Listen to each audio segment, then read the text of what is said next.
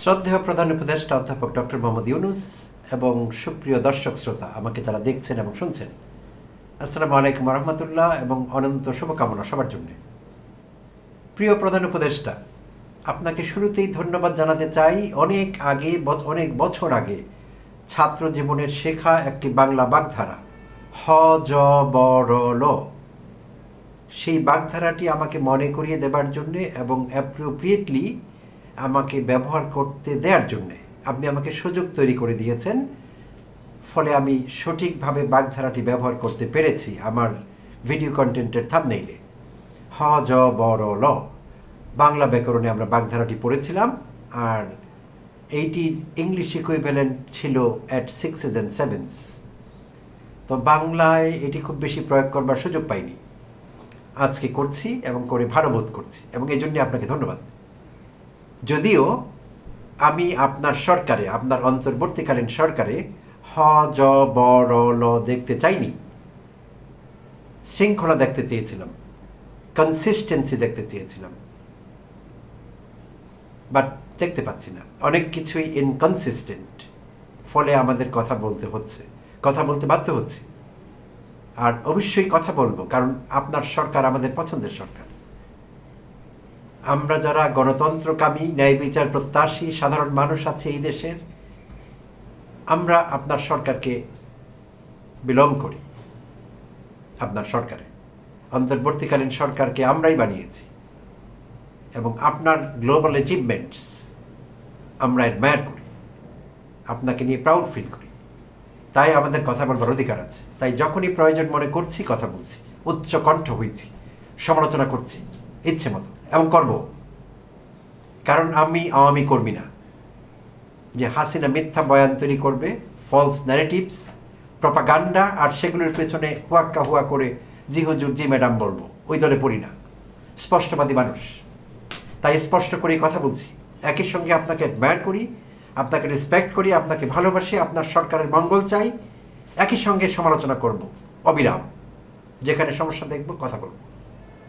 So আমি জানি না আমাদের কথা আপনি কখনো শুনেন কিনা, আপনার কান পর্যন্ত পৌঁছয় কিনা, বাট তারপরও আমরা কথা বলছি এবং কথা বলবো।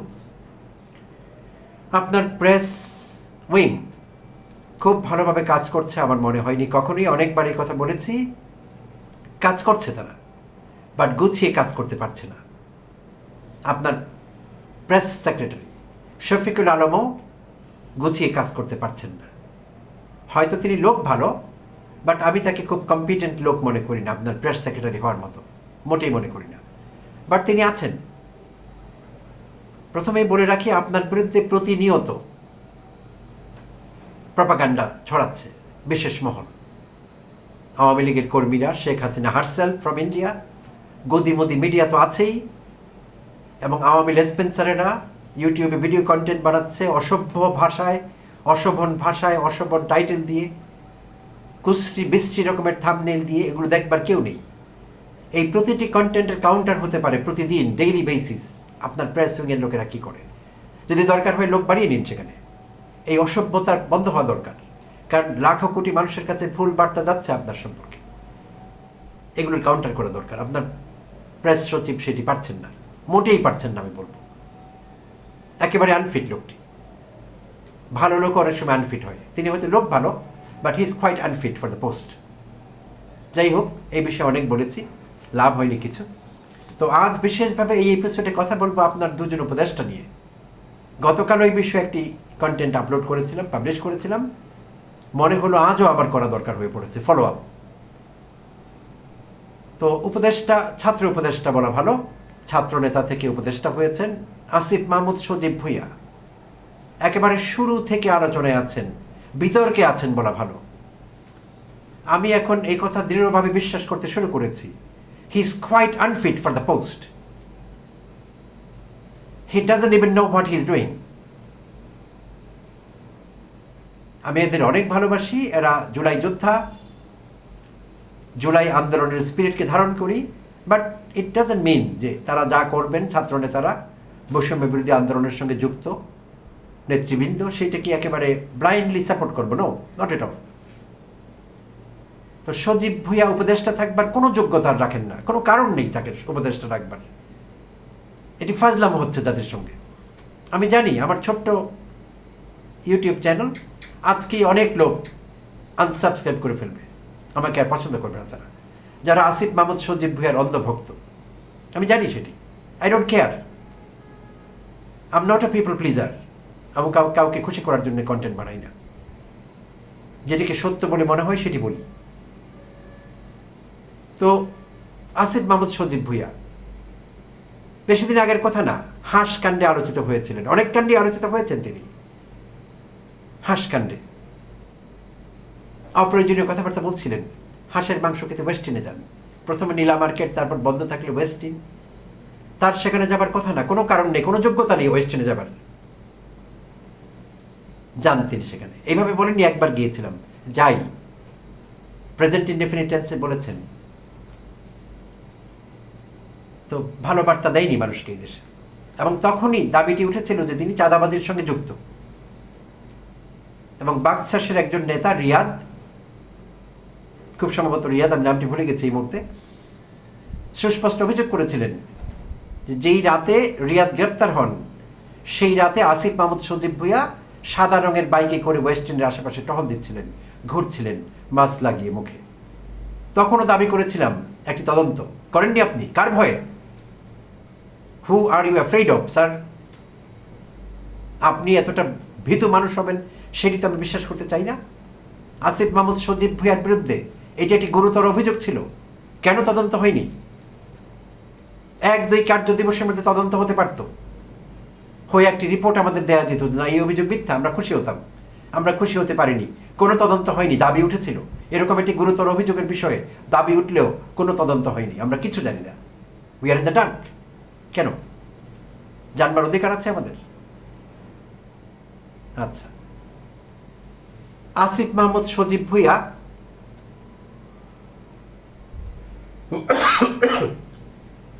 এক্সকিউজ মি, আরো বহু কাণ্ড করেছেন যেটির জবাব আমরা পাইনি। স্পষ্ট করছেন না অনেক কিছুই, কোনো অভিযোগ উঠলে উত্তর পাই না আমরা, তদন্ত হয় না, এটি কেন হবে? তার নিজ জেলা কুমিল্লার কথা বলেছিলাম, বিশাল অঙ্কের টাকা কুমিল্লা জেলার জন্য, যা কিনা অনেকগুলো জেলার জন্য, 20টি জেলার জন্য একসঙ্গে হবে না, ওই পরিমাণ টাকা বরাদ্দ নিয়ে নিয়েছেন স্থানীয় সরকারের উপদেষ্টা হিসেবে। কেন?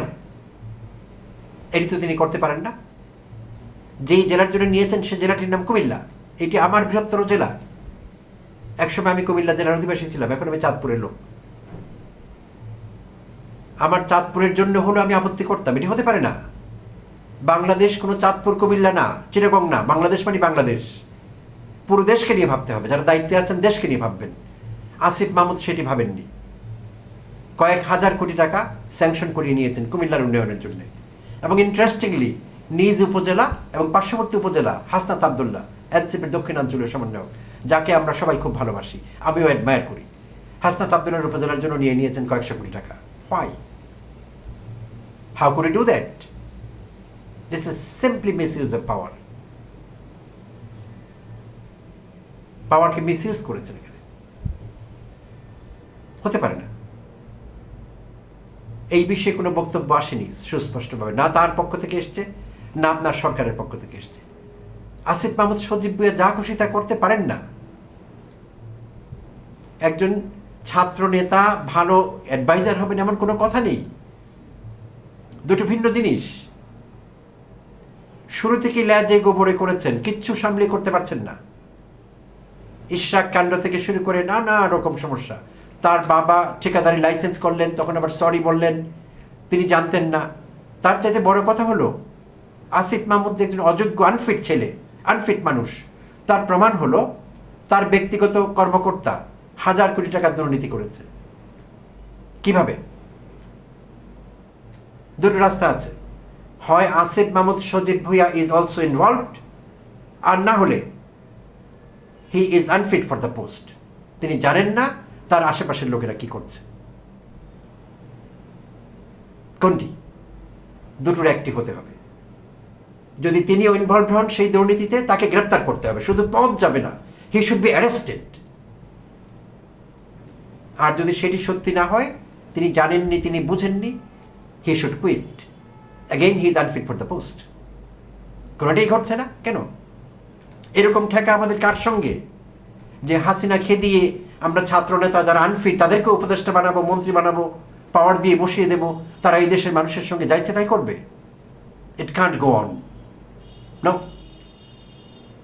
সরি প্রিয় মহোদয়, এভাবে চলতে পারে না। আর সর্বশেষ যে কাণ্ড তিনি করলেন, রোববার দিন তার ফেসবুকে পোস্ট দিয়েছেন ভারতের সঙ্গে সাইন করা, হাসিনা আমলে, আওয়ামী লীগের আমলে সাইন করা 10টি চুক্তি এবং প্রকল্প বাতিল হয়ে গেছে। তিনি তার ফেসবুকে একটি লম্বা লিস্ট ধরিয়ে দিলেন আমাদের, আমরা দেখলাম, জানলাম। কিন্তু সঙ্গে সঙ্গে আমার মাথায় আসলো যে আন্তরাষ্ট্রীয় বিষয়, bilateral issues between Bangladesh and India, Asif Mahmood Shojib Bhuiya is not the right person to do that. Asif Mahmud সজীব ভুঁইয়া দেখছেন স্থানীয় সরকার মন্ত্রণালয়, তিনি দেখছেন যুব ক্রীড়া মন্ত্রণালয়। তিনি কেন বাইল্যাটারাল ইস্যুজ, আন্তরাষ্ট্রীয় ইস্যুজ, সেই সব নিয়ে তিনি কেন পোস্ট দিবেন? কেন দিবেন তিনি সেই সব নিয়ে পোস্ট? এটি কি তার জন্য রেলিভেন্ট মন্ত্রণালয়, রেলিভেন্ট কাজ? তাই তিনি করেছেন রোববার দিন।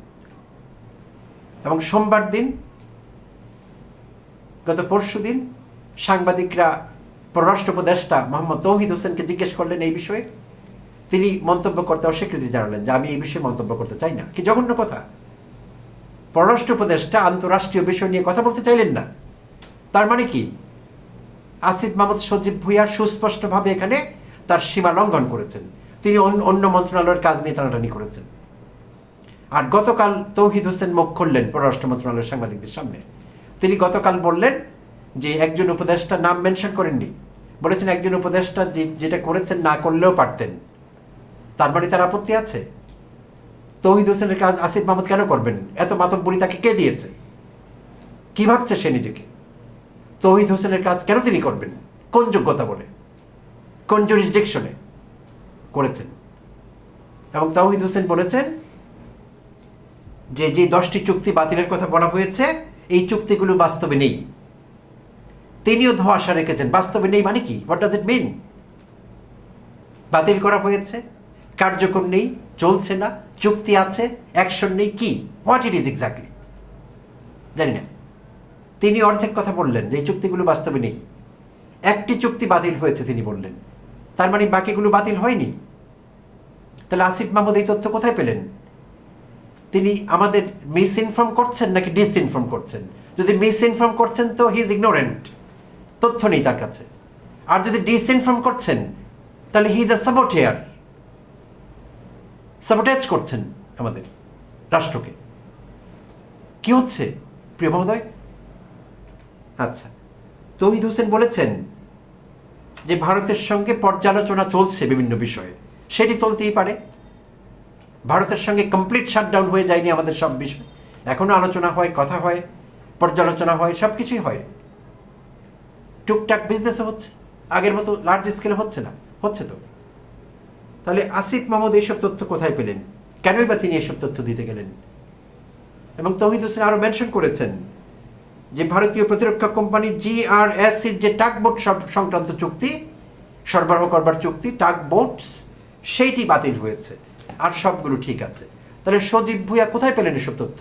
তার কি অধিকার আছে মিথ্যে বলার, মিস ইনফর্ম করার আমাদের? প্রিয় মহোদয়, এই বিষয়গুলো আপনাকে দেখতে হবে। শুধু আপনি কনসিস্টেন্টলি কাজ করবেন, গুছিয়ে কাজ করবেন, আপনার সব কিছু কনসিস্টেন্ট থাকবে, আপনার কাউন্সিল অফ অ্যাডভাইজার্স তারা কে কী করে আপনি জানবেন না, সেটি হতে পারে না। এবং সেটি আপনার সরকারকে দুর্বল করছে। এবং দিন শেষে সরকার প্রধান হিসেবে এই অযোগ্য উপদেষ্টাদের সব দায় আপনাকে নিতে হবে। কেন আপনি নিচ্ছেন সেটি? যে ভালো কাজ করছে না তাকে বিদায় করুন, কেউ আপনার বিরোধিতা করবে না। আপনি হয়তো ভাবছেন আসিফ মাহমুদ ছাত্র নেতা, জুলাই যোদ্ধা, হতে পারেন জুলাই যোদ্ধা, তার জন্য আমাদের পূর্ণ সহানুভূতি থাকবে, সেলুট করব, সালাম দেব, স্নেহ করব, শ্রদ্ধা করব, সব করব জুলাই যোদ্ধা হিসেবে। কিন্তু আনফিট অ্যাডভাইজার হলে মাথায় করে রাখতে পারবো না। দেশের স্বার্থ আমাদের কাছে বড়, কোনো ব্যক্তি স্বার্থ এখানে বড় না, এটা হতে পারে না প্রিয় মহোদয়। তাই দয়া করে এই মুহূর্তে এই দুজন নিয়ে কথা বলছি। আর যে উপদেষ্টা অযোগ্যতার, অদক্ষতার পরিচয় দিচ্ছেন, যাদের বিরুদ্ধে দুর্নীতির অভিযোগ উঠেছে, পত্র পাঠ বিদায় করে দিন। আপনার সরকারের জন্য ভালো হবে, সেটি সুনাম বয়ে আনবে, আমাদের দেশের জন্য ভালো হবে। আপনার কাছেও তো আমাদের দেশের স্বার্থই বড় হওয়া দরকার। কারো প্রতি স্নেহ, ভালোবাসা, এটি তো দরকার নেই। এটি তো আমাদের কোনো উপকার করবে না, এটি আপনি নিজের প্রতিষ্ঠানে করতে পারবেন, কিন্তু রাষ্ট্রের বিষয়ে এটি করা যাবে না। প্রিয় মহোদয়, আপনাকেও ধন্যবাদ আমাকে শুনবার জন্যে, এসিউম করছি আমি, এবং প্রিয় দর্শক আপনাদেরও ধন্যবাদ।